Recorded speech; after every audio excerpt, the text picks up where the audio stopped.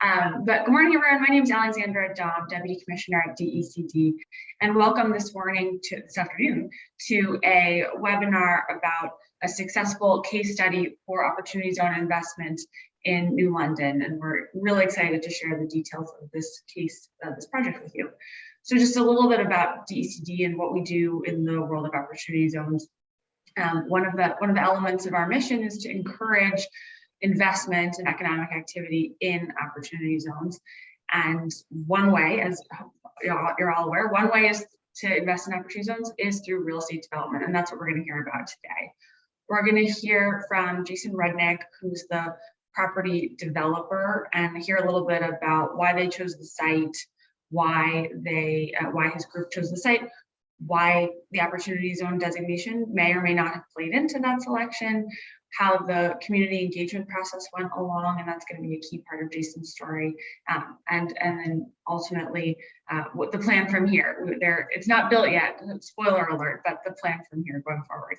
And then we're going to hear from Al Puhala, who is the CEO of Capstone Investments. We're very thrilled to have one of the nation's thought leaders on opportunity zones located in Connecticut, in Norwalk. And he's going to tell us, he was instrumental in financing the Fort Trumbull development, and he's going to give us a little bit of background about how to get this project done and how to get other projects done as well, because part of the reason we have you all here on the phone today is to hope that a case study like this will spur ideas elsewhere in the state and spur other projects that look somewhat like this, although we know no two real estate developments are ever exactly the same.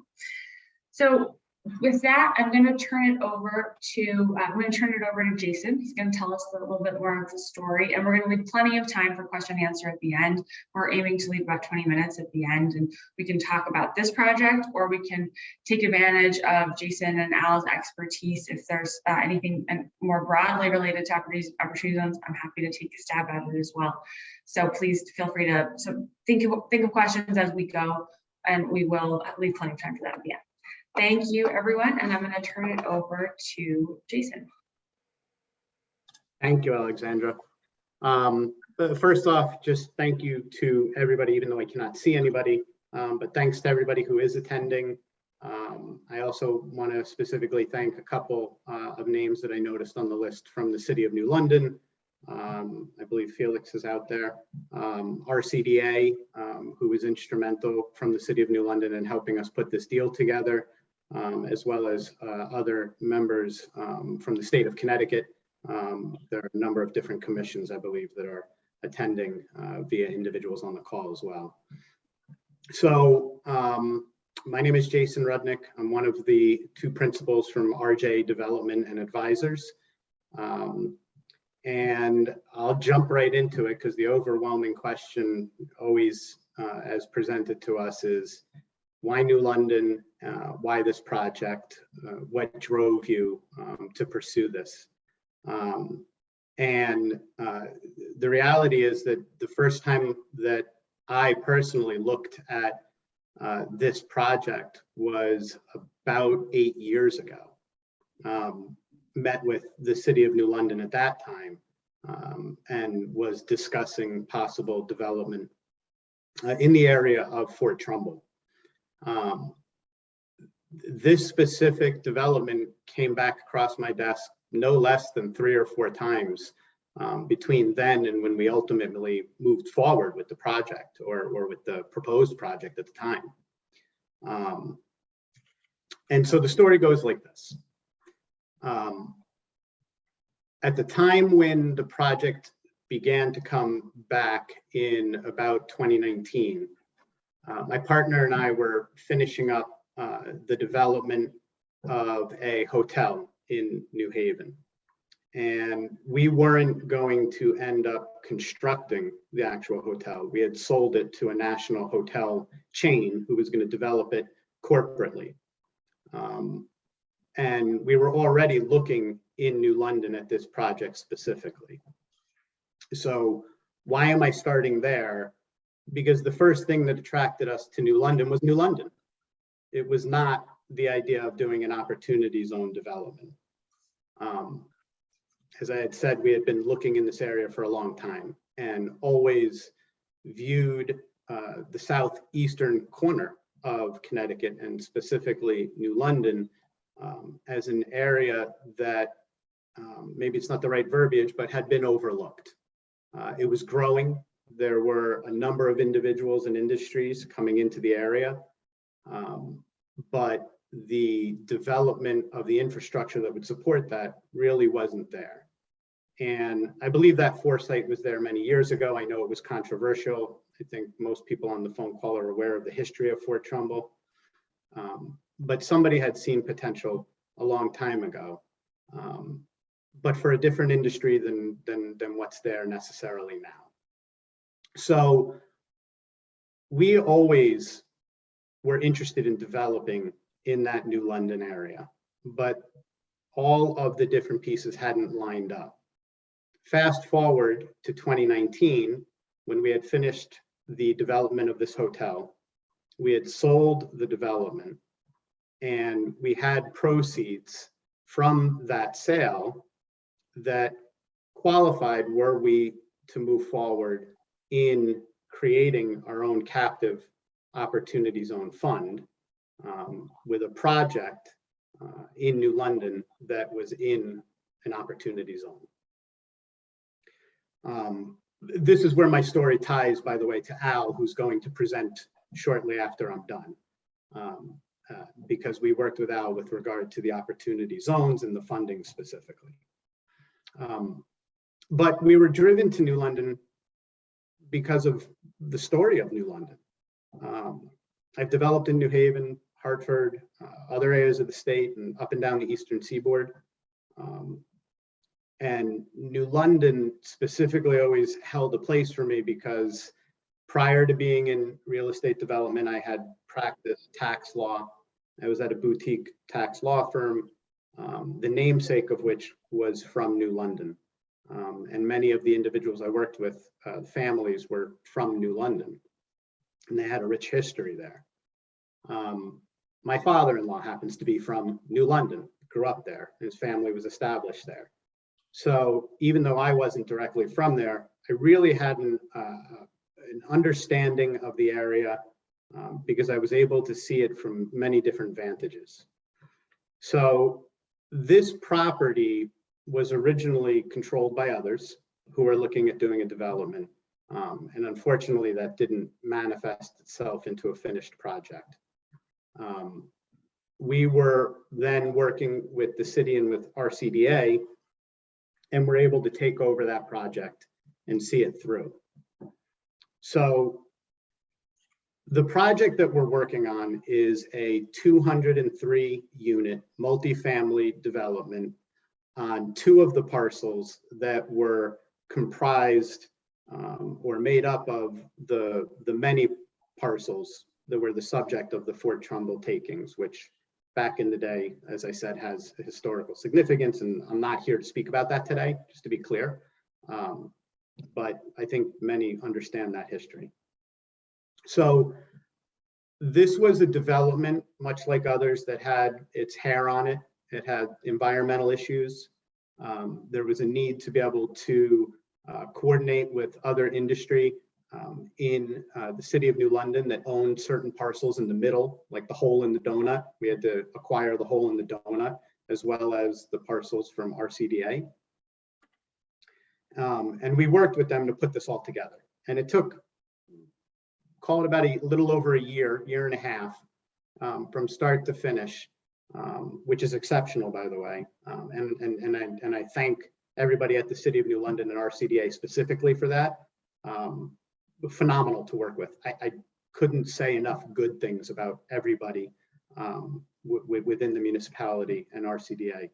But we were able to put together the development, bring it through the permitting process, the design process. We were able to work with deep with regard to the environmental cleanup that we had to undertake on the property. And we used local council as well as others to be able to help facilitate bringing the project to fruition so that we could proceed forward. As we were going through that, we had made the determination, my partner and I, that we would redeploy funds from, again, a prior development and sale into our own captive opportunity zone. And it was at that point where it really became an opportunity zone project. It just, to be full candor, it wasn't the driver that originally brought us there. It was the city itself. It was that opportunity. But we did end up, as the timing worked out, creating our own captive opportunity zone fund. And we ran the project from its inception once we started expending the funds to do that. So as we got into that and expending those funds, we ultimately met with Al, who we knew previously from prior meetings, and worked with CapZone to be able to garner the additional equity funds beyond our own from investors who are interested in participating in the growth that was going on and is going on and will continue to go on in the city of New London and the area as a whole, as well as to be able to invest in what was one of, to my knowledge, the first and largest of the opportunity zone projects in the state of Connecticut for multifamily housing. As many are aware, there is a vast shortage. If you're not aware, I'm telling you, there's a vast shortage of housing in the southeastern portion of Connecticut, specifically the New London Groton area. Reports vary. Our own marketing reports talked about multiple thousands of units that were needed.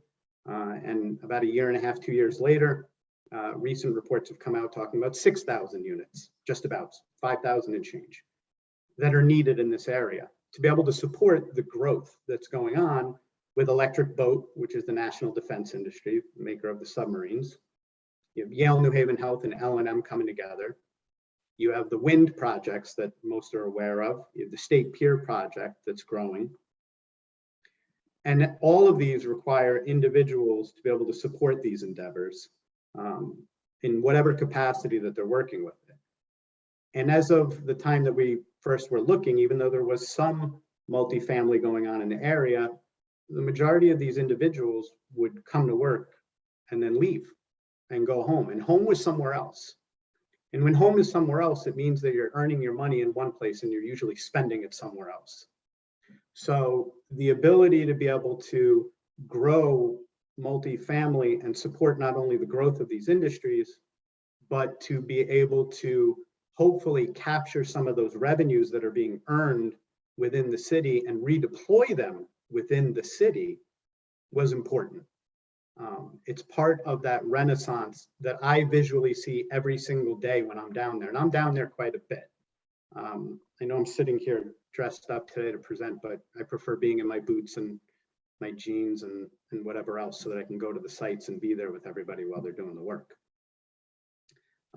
But we wanted to be a part of that and to support it. And this is part of that, you know, and we do have future plans to be able to continue to do this type of work in the city of New London, if we're fortunate enough to be able to do so. But the housing need is real in this area of Connecticut. The growth that's going on, and you keep hearing me repeat this like a broken record, but the growth is substantial. You can open up the day pretty much almost any week and there will be articles about what's going on at Electric Boat. You could see it. There are cranes up and down the Thames on the Groton side and over by State Pier as they continue to develop infrastructure just to be able to meet the demands that the needs for the submarines that they're putting out. And there's many years of that development still ahead of them as they continue that type of work. You can see the growth at the State Pier, whether you're driving over the bridge or you're driving into New London or into Groton. And that only is going to bring future individuals and work with regard to the wind industry. So all of this is why we're there now. But I think that as people select opportunity zones, and maybe this is my message personally, I think it's important to truly understand the communities that you're developing in. and what they need, which is always perception, especially as I don't live in New London, but I spent a lot of time down there and I listen to the individuals who do, as well as, the governance and the local administrative bodies, as well as the entities that are operating there. But I think that as you're looking at opportunity zones or projects in opportunity zones, the real focus has to be the community itself. And is this something that's going to be able to help the community, the growth in the community, and move everything forward? That, for me, is what's important in selecting a project. Once you're past that, then all the details and the finances and everything else can come into it. And that's where Al comes into it, because Al is a veritable wealth of information when it comes to opportunity zones, which I'm sure he's going to share with you. I'm not the detail guy. I kind of look at the big picture. I see it. I understand, what it takes to do a development. But the opportunity zones are new areas. A lot of people are interested. They don't really know all the details about it, or how to put it together. Al does. And I'm not here to just log praise upon Al. I want to be able to really open it up, because I think people's questions are the most important thing. And I prefer a discourse. So I'm not used to not seeing everybody that I'm speaking to. So apologize. I'm usually with my hands and very frenetic as I'm speaking with everybody. But, I think the highlights for me are what drove me to New London's New London. It's that growth. It's a fabulous community. They have the vision as to what the future is, and the current administration is doing a phenomenal job of driving that home. It's not easy. It's not simple, but I watch them on a regular basis and I'm very impressed with what's going on. Great to be able to work with the whole entire process from beginning to end of the development, with permits, approvals, design, and even currently now working with the building departments, the fire departments, water authority. They're all wonderful to be able to work with. And I'm not saying that because I'm on the call. Any one of them who's on the call could tell you I feel that, because I tell them that anyway on a regular basis. So it's all of those factors that I think that developers need to kind of synthesize as they begin to think about it, because the opportunity zones themselves, the specifics, the compliance, putting the money together, making sure that you do the right tax filings, everything else that I was going to talk about is really critical to the success of the project at the end of the day. Because once you're done building it, you have 10 years of needing to dot I's and cross T's in order to be able to make that project work. And fortunately, I know there are developers on the call too, and I know you can flip out of things, and many people do. I personally am a holder. In 10 years, I'm still planning on holding this asset for the whole entire period of time, as well as anything else we do in an opportunity zone. But I think you have to consider that too, because these are long haul projects. If the idea is to get in, develop it, and flip out of it, which you can, there are ways to do that, and Al may or may not be able to speak to it. I think it's not the same thing as really investing in the community and showing that you want to be there. I think that that's going to go a long way as you're looking at these with the administrative bodies you're going to be looking to work with the governance that you're going to be looking to work with. It's about partnership. It's about wanting to be there and being there at the same time. It's about integrating yourself into that community and becoming a part of it, because the whole purpose of the opportunity zones is to be able to build up the communities within which these zones have been created. That's a critical point. It's not just looking at it for the development itself. It's understanding the community. And as I said, the reason I'm in New London is because it's New London. And I saw the picture and I took the time and I understood it. And I see New London as a wonderful area of continued growth. And we're just happy to be a small part of it. There are others who are doing their piece too. Other developers, the state of Connecticut, local industries. There's a lot going on there. So we're happy to be, our part of it. And yeah, I mean, at this point, I would open it up to questions myself, because I'm sure questions are probably better than some of the stuff I'm saying, but we'll get to that. So hold all the questions for the end, and why don't we flip it over to Al? Great. Well, thanks you, Alexandra. And Jason, as you can see, is a great partner. We're going to be Jason partners for at least a decade and maybe 25 years. You know, the program ends in 2047, unless extended. I want to say thank you to the state of Connecticut, Alexandra, Page, the governor, and everyone at the state for two reasons. Initially, for picking the zones well. Connecticut really picked the zones that needed the help. I know there's been some controversy in the program nationally. Connecticut thought very wisely, where should this money go? How can it partner up? And the reason New London is on the list, because it's a perfect recipient of this capital. And it's not just financial capital, it is human and intellectual capital that comes with the check. So number one, a few years ago, the state did a fabulous job. And number two, specifically, I met Jason and his partner initially at about 2.5, 3. You're in and out. Al met Jason at a DECD Opportunity Zone conference, so I will. I'll take a little credit there, although I wasn't my conference, but DECD has been. That's what. From the beginning. You're back now, I think. Hopefully, Al. I just told everyone you met Jason at a DECD conference. Yeah, and I want to say I'm sorry, I must have had an internet issue, but we met Jason and his partner Eves at a conference in New Haven on Opportunity Zones sponsored by the state. And the state used its convening power to bring Jason and his partner, ourselves at Capstone, others, and about 300 people for a day to talk about how zones could help Connecticut. So the convening power of the public sector, and especially far-thinking public servants like we have in Connecticut, is very powerful. So I would say that's as powerful as the check writing or regulatory, is to bring people with shared mission together. So thank you, Alexandra, Page, and everyone in Hartford. And then what I'd like to talk about is amplify what Jason said.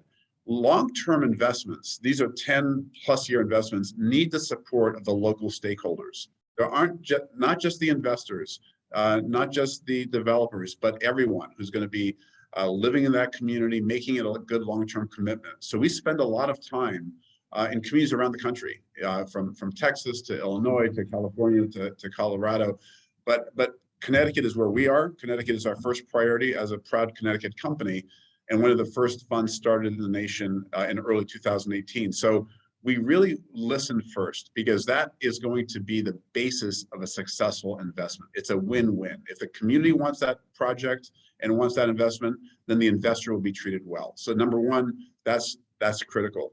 Number two, you have to bring the right capital together. Zones are a bit tricky, because there's a lot of structure that's new that investors have to learn. And what we did with Jason, and we also brought in a co-sponsor who was and is a phenomenal partner, 18 Squared, to really structure the investment. There are 3 levels of the program: the investor at the top, the fund or funds in the middle, and the project or companies at the bottom row. And they all have to work together. The timing, the rules, we synchronize everything, but it starts with a good project. Then what you say, it's a compliant project.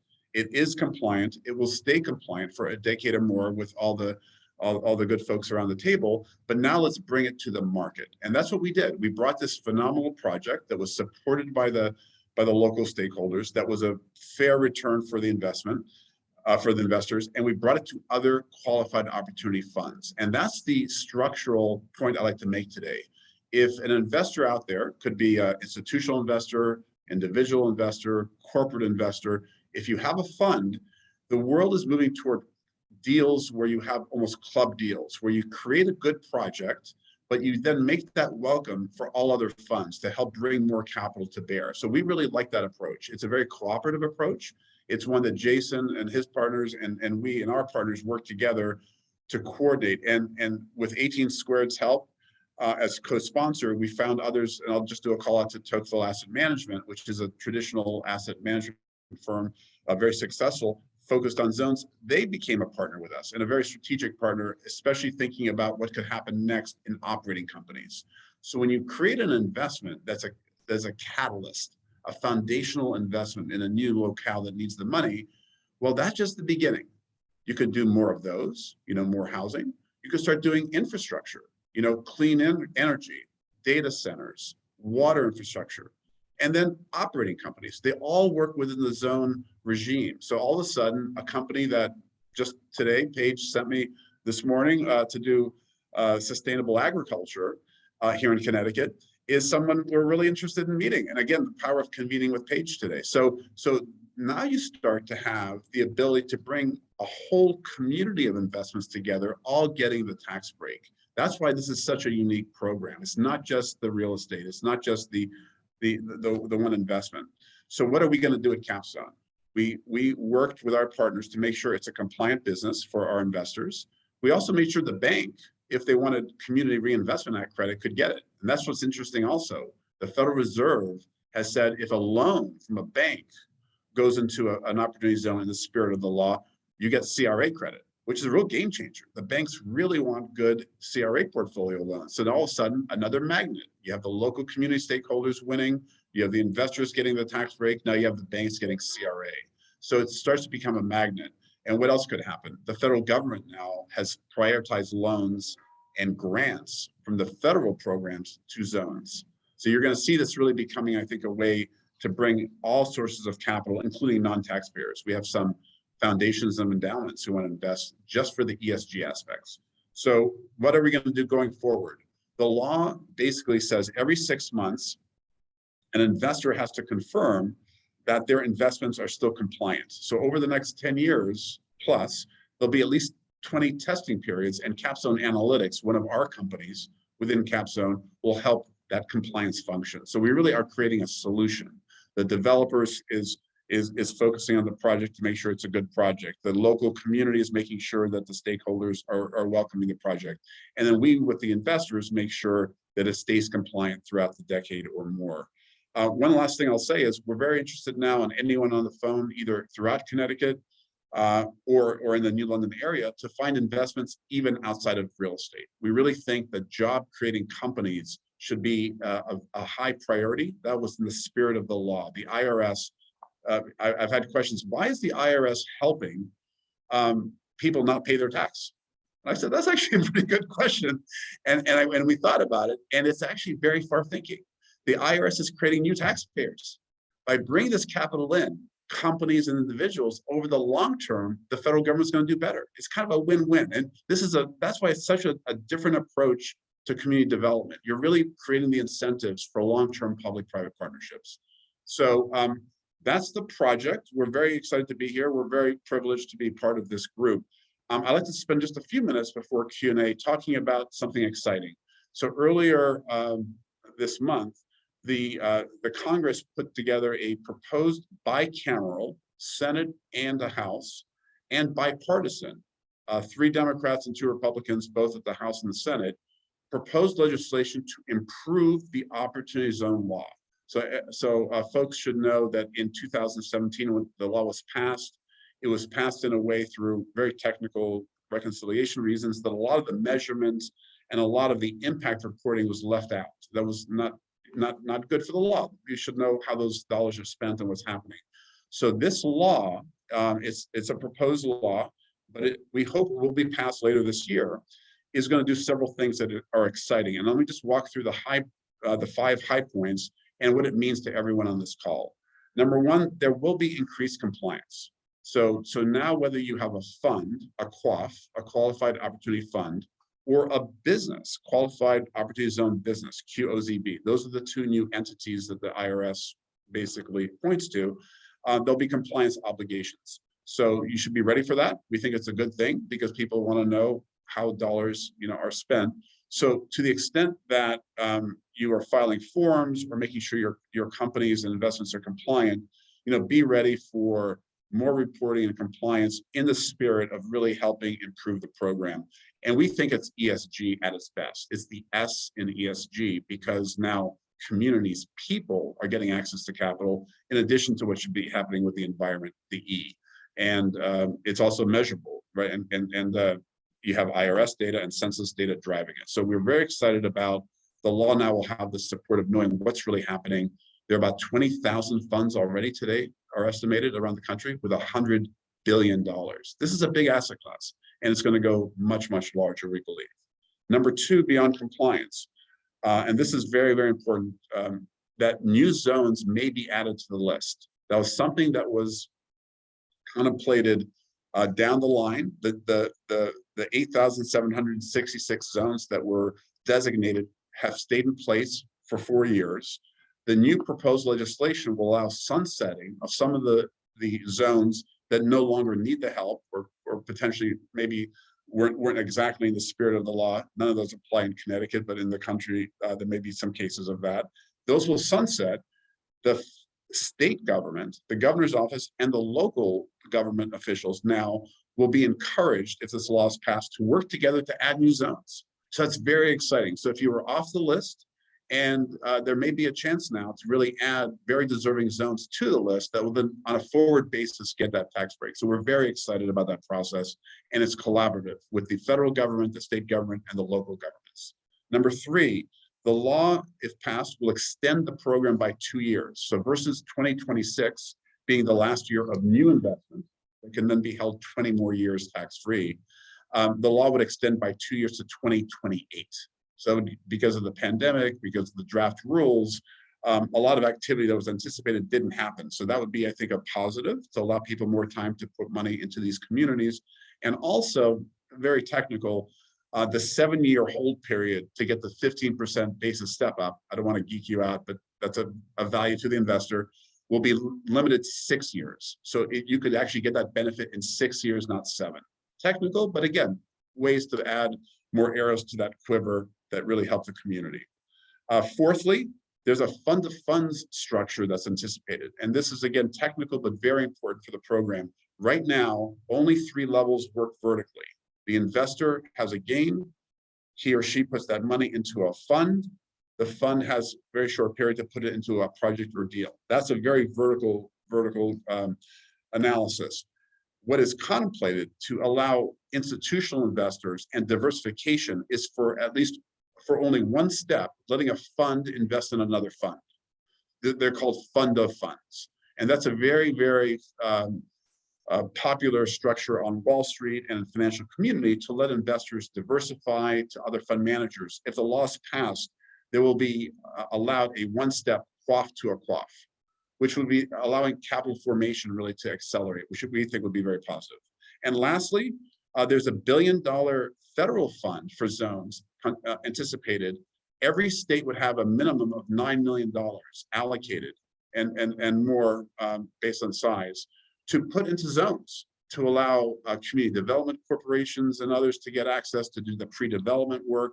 And that would be done to help spur zone investments. So we think that would be very positive. So let me stop. But we think that zones have, survived a pandemic.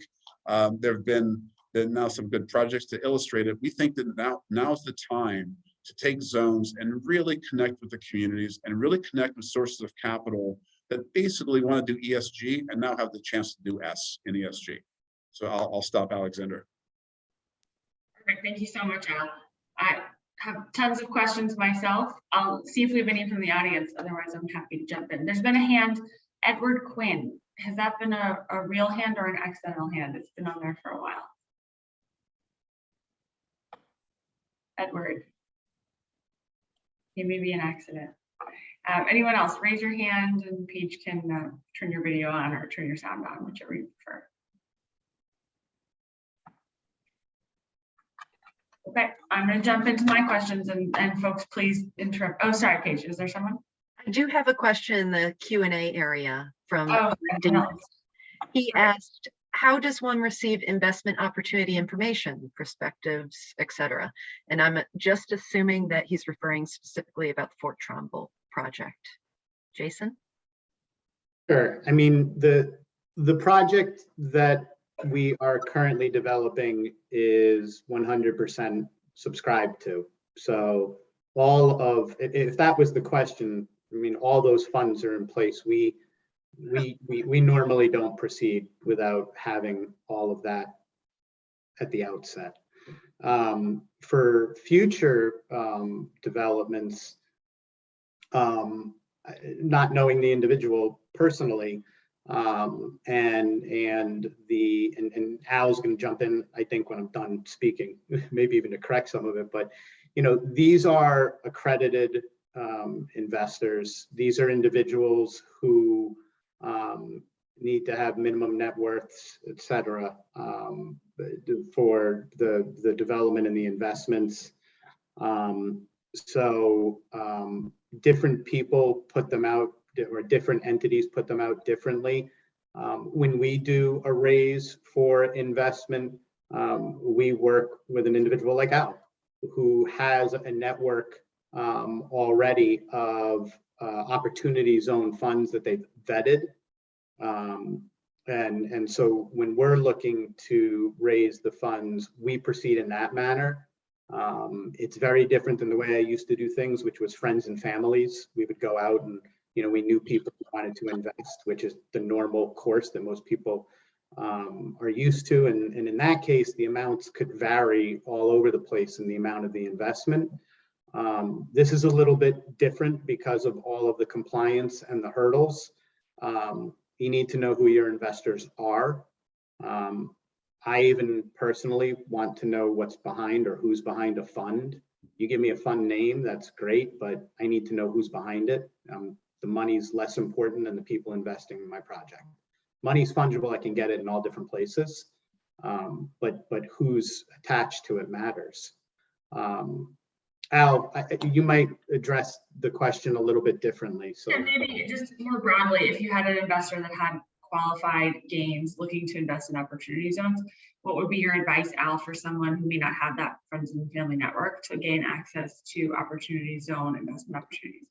No, it's a great question. And again, this is a new asset class that kind of surprised everyone. So it's all kind of being created as we speak. So you always have to think about where you are in those three rows. So if you're an investor with gains, you have to invest in a QOF. That's a mandatory step the IRS wants. They want that gain to find a home. Your own QOF, someone else's QOF, single asset QOF, multi-asset QOF, doesn't matter. And the QOF, the Qualified Opportunity Fund, can be an LLC, a partnership, a C Corp, a S Corp, or a REIT. So huge flexibility, but if you have a gain and you're in your 180-day period, you basically either should think about setting up your own QOF, and many people do, or find through your network folks like Jason, who have a great business that you want to invest in. I want to point, though, to what Connecticut has done. So again, the power of convening. So the website, even on zones, and the ability to bring people together is a huge aspect, because even if you find a good project, do you know it's going to be compliant? Do you know the community is going to want it? So you actually want to engage with the local stakeholders. And where we are in the market today is that unless you have a lot of people supporting the project, it's probably something that's not on the top tier. So I would say, go to the experts, go to your lawyers, accountants, the state, the locals, to developers, and it still is a private market. So it's a very much, kind of a Reg D exemption world. It's not, very few publicly traded QOFs. There are a few.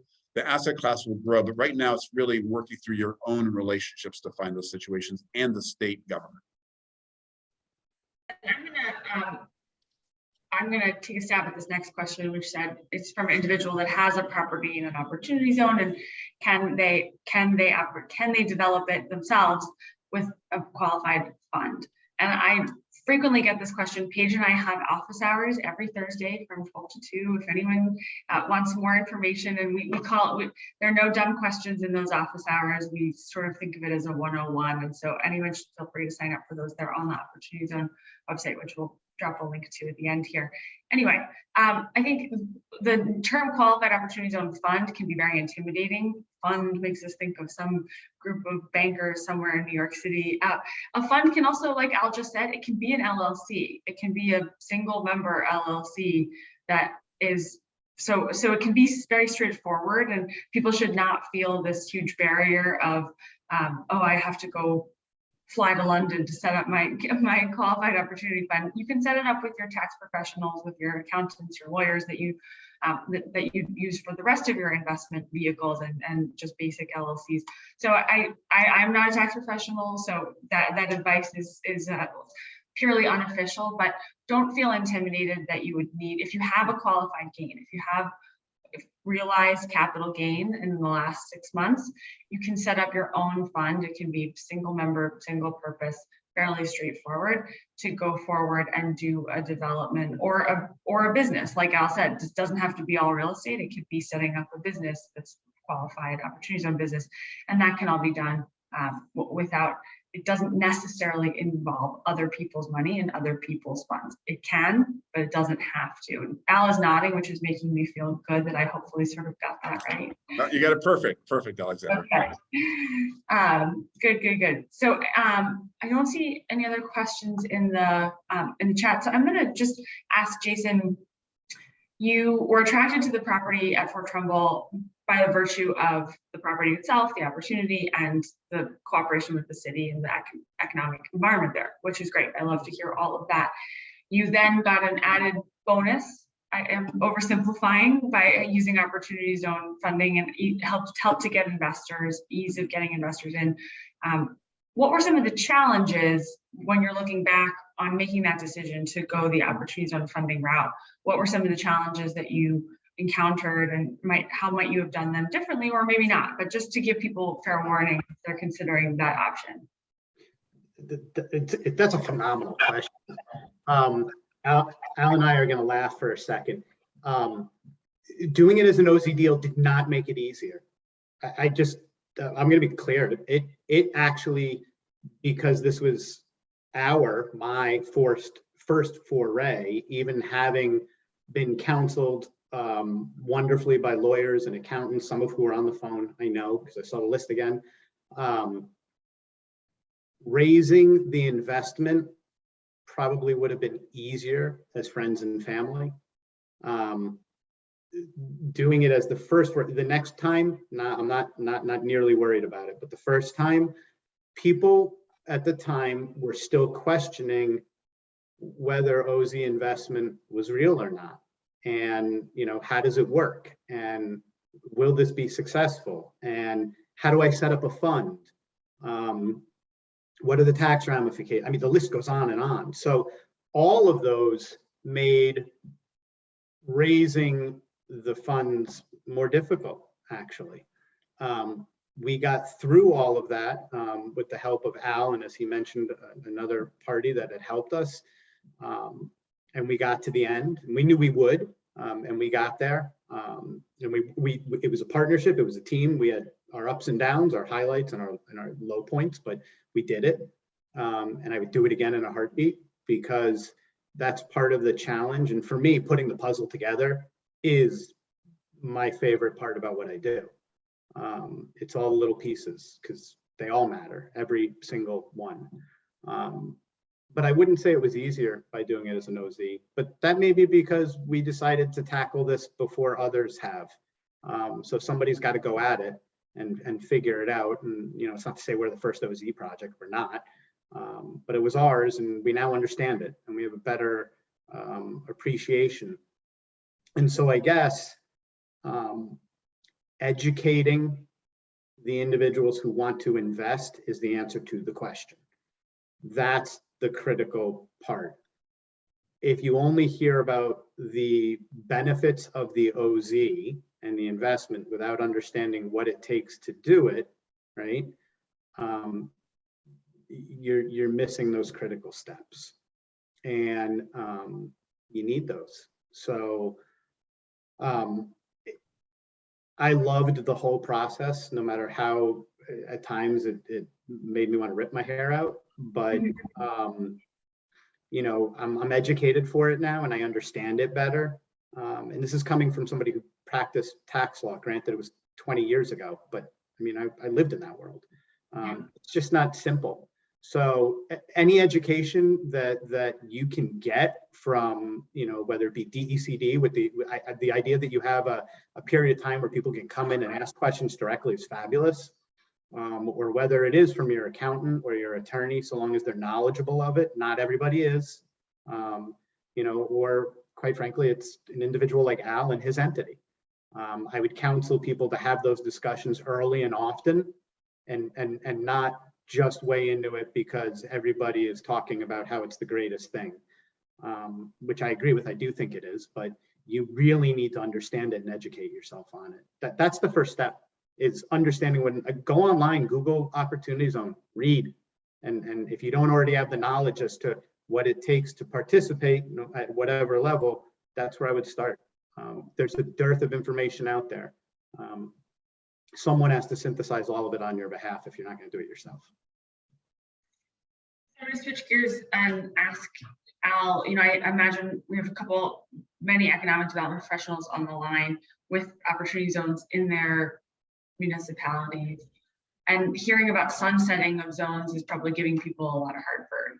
Can you talk a little bit more about the sunsetting that's envisioned in the new legislation, and grandfathering or lack of grandfathering, and just how worried folks in existing zones should be about that? I don't think there's a huge fear as in Connecticut. Again, very technical, but the list of zones 4 years ago was taken off the low income community list, the LIC list. And only, I think, a quarter of the zones were eligible to be picked based on the technical aspects of the government funding. So many deserving zones were not picked. There were a few zones picked that were not LICs, that only like 1.5%. And those were actually not low income, but they helped make a good footprint, right? They could have been 3 zones. And if you had the 4th, the census tracts are zones. So therefore, those are the ones really at risk potentially, which were not low income at the time, and definitely today would not be low income. And you've probably read about some of them in the controversial press around the country. I don't think Connecticut has an issue at all, and it would have to be sunsetted with the support of the governor and others. So my view is, I don't want to put any uncertainty into that. It's actually an upside where as those zones potentially get sunsetted, or even if they're not, there's an opportunity to add a few zones. Brownfields, for instance, could be prioritized, some of the other zones. So again, it's draft legislation, and any folks in Washington, as you think about the final legislation that could pass, is let's really tighten that up, because I think there are many areas that would really deserve some capital. So that's not a large issue. But one thing I just want to point on what Jason said a minute ago is that we spent most of our time educating investors on zones. The easy part was the project and the local stakeholding support. I mean, it was just such a compelling project.